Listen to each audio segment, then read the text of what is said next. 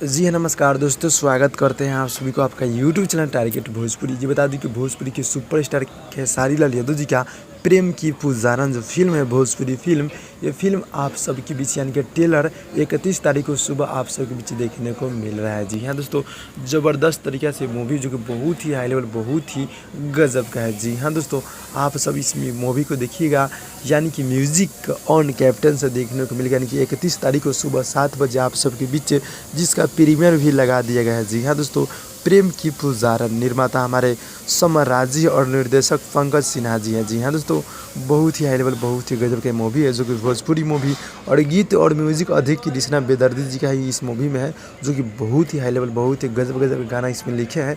तो गाना आप सबके बीच बहुत ही जल्द देखने को मिलेगा। बट आपसे बता दूं कि 31 तारीख को सुबह 7 बजे, यानी कल सुबह 7 बजे आप सबके बीच यानी कि म्यूजिक ऑन कैप्टन से ट्रेलर यानी कि ऑफिशियल ट्रेलर देखने को मिलेगा। आप सब देखिए, ढेर सारा प्यार आशीर्वाद दीजिए। मिलते हैं अगले वीडियो में, तब तक के लिए धन्यवाद।